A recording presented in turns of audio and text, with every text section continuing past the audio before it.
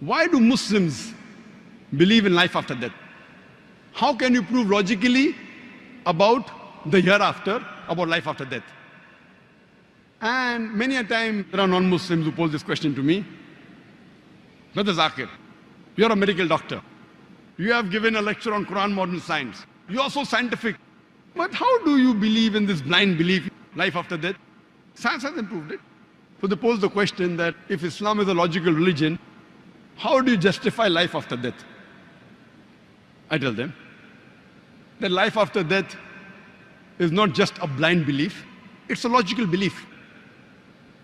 And I've given the talk on Quran modern science, and I've said that there are more than 6,000 verses of the Quran, out of which more than 1,000 verses of the Quran, they speak about science. But today, science hasn't advanced so much to prove everything of the Quran. So if we analyze, say approximately 80% what the Quran speaks, which is related with science, has been proved to be 100% correct. 20%, it is ambiguous. Neither right, neither wrong. We don't know. So when 80% of the Quran is proved to be 100% perfect according to scientific facts, and 20% is neither wrong, neither right, not even 0.1% of the 20% has been proved wrong, my logic says when 80% is 100% correct and 20% is ambiguous, my logic says that inshallah, even that 20% would be correct. So it is a logical belief. It is not a blind belief. This is one way of proving life after death. The other strategy I use to prove about life after death is by asking a common question, that is robbing good or bad? And I'd like to ask you that question here from the audience. Is robbing good or bad? Good or bad? Bad. Who says robbing is good? Raise your hand. No one, mashallah, mashallah. Large audience, maybe more than 15,000. Not a single person says robbing is good. Now I am trying to impersonate. For example, I am a logical person, I am a scientific person, I am behaving like a non-Muslim, like an atheist, but I claim myself to be a logical person and a scientific person, and I say that robbing is good.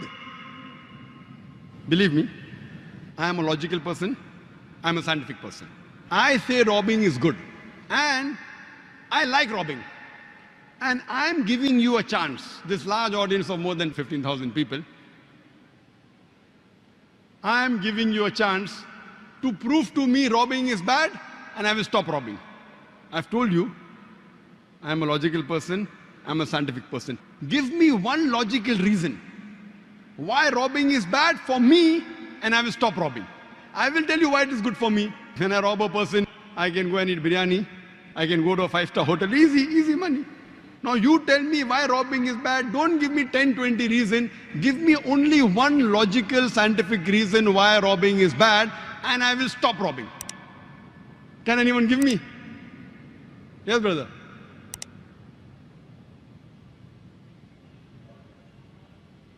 If you rob someone,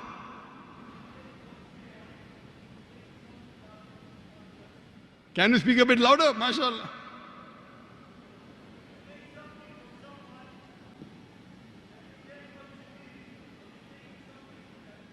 Very good. Brothers say, if I take something from someone, I'm taking away something from him. I agree. It is a loss for that person, but benefit for me. I agree with you. What I told you, prove to me why it is bad for me. It is bad for the person who has been robbed. What I told you, prove to me why it is bad for me. I am logical, I am scientific. I agree it is bad person who has been robbed. Tell me why it is bad for me, I will stop robbing. Yes, brother, loudly. Someone will rob me, will I like it? Very good. Brother, I am a big mafia. I have got 100 bodyguards and all of them are behind the stage. I am a big robber, I am not a small robber. For a small robber it is bad. Someone may rob you. I am a big mafia. I have got 100 bodyguards all behind, all with AK-47. I am logical, I am scientific. I'm a big robber. For small robbers, it's not good. Somebody may rob you. So, why it is bad for me?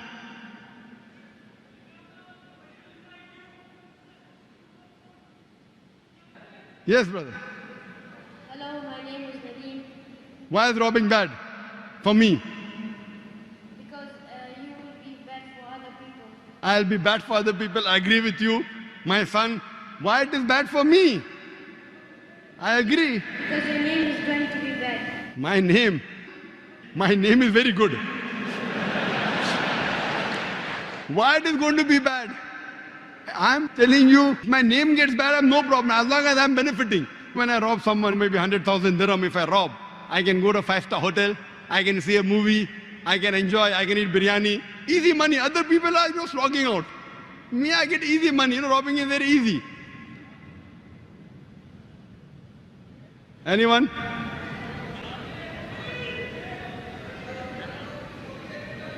Someone will say that the police will catch me.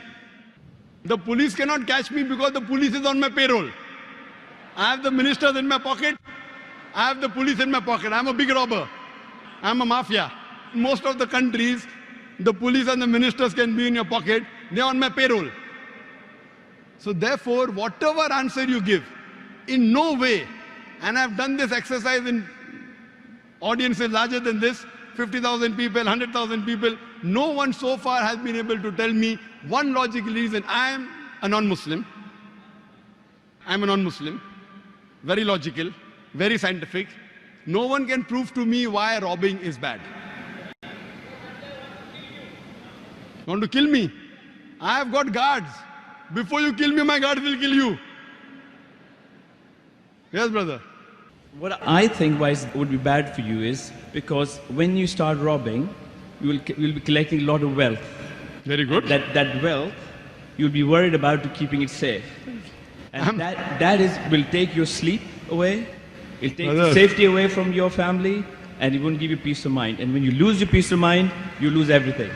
Brother said, if you have too much of wealth, difficult to keep. There are many wealthy people sitting here. Difficult to keep, very easy to keep. There are many banks here. Why? I won't keep in my pocket. Now you have got credit cards, you have got checkbook. For you, who's a small man, when you get 1,000 dirham, you're afraid my 1,000 dirham will go away. I'm a multi-billionaire. All these banks and all, for me, is very safe. If I keep in the bank and everything, lot of profit, lot of interest. Brother, for small people to keep 1,000 dirham, they are worried. For me, I'm a billionaire. But then again, you'll be worried about banks losing all the money with the recession. And these are natural calamities. Brother is saying that if I keep it in the bank, recession, I'll own the bank. The banks have no problem. What do you know that even in recession, it's not only in bank, you can keep in wealth, you can keep in real estate. It is one option I've given you. You can keep in shares, everything. If the recession goes down again, it will come up. Dubai has gone down again, Dubai will come up. It's going to come up. It will take 4-5 years. I'm so big, I've got no problem. Then there's no answer to that. Yes. No answer, I will give you the answer. I agree with you. There is no logical reply why robbing is bad, why raping is bad, why cheating is bad. Now, we turn the sides. You are the non-Muslim, robber, logical, scientific. I am a Muslim now. I, as a Muslim, I agree with you that logically, to prove robbing is bad is very difficult, except what I'll do first, I'll prove to that person the existence of Allah subhanahu wa ta'ala. And I've given the talk, is the Quran God's word? It's for 2 hours, I don't intend giving the talk here. In that talk, I've proved logically, scientifically, to the non-Muslims, with the help of the Quran, that Allah subhanahu wa ta'ala exists. After I've proved to him the existence of Allah subhanahu wa ta'ala, Allah says in the Quran, in Surah Nisa, chapter number 4, verse number 40, Allah subhanahu wa ta'ala is never unjust in the least degree. The non-Muslim will tell me, you're talking about Allah, I believe in him. But you are saying that Allah is not unjust. I want to know and ask you this question. I do agree with you that for a person who's robbing, he would enjoy it. But if the same evil is done to someone who's close to him, will he like it? If suppose someone robs his father, will you like it? And the answer is no. Someone robs his uncle, will you like it? The answer is no. So if Allah subhanahu wa ta'ala is just, there is so much of injustice done in this world. There are many robbers, we know they are robbing, yet they live a luxurious life. They have mansions, they have palaces, and they die, and everything is over. The reply is given in the glorious Quran. In Surah Mulk, chapter number 67, verse number 2. Allazi khalaqal mauta wal hayata. It's Allah who has created death and life to test which of you is good in deeds. Allah says in the Quran in Surah Al-Imran, chapter number 3, verse number 185, Kullu nafsin zaiqatul maut. Every soul shall have a taste of death. And the final recompense will be on the day of judgment. Whosoever is saved from the hellfire and enters the garden, the paradise, he has achieved the objective of this world. For this world is goods and chattels of deception. So Allah says, the final recompense is only on the day of judgment. That means only believing in Allah is not sufficient. One of the pillars of Iman is, besides believing in Allah and the prophets and the books and the angels and the Qadar, is to believe in life after death. Without life after death, only believing in Allah is not sufficient at all. Therefore, one of the pillars of Iman is Akhirah, life after death. And we know that there are many robbers who are powerful. There are many thieves who are powerful. Mafias are powerful. Some of them get arrested. Some of them get punished in the world. Many of them go unpunished. So what kind of a test is this? So I will tell this rich person who's a robber, who's powerful, I agree with you. You will enjoy in this world. You will sleep peacefully, easy earning. But what about the Akhirah? What about life after death? There has to be a life after death. Only logically, without life after death, the life in this world cannot be justified. When we talk about justice, for example, you might have heard of Hitler. He incinerated 6 million Jews. Today, if you arrest him, what punishment can you give? If Hitler was arrested by the police, what punishment could the law give him of this world? Maximum 1 death.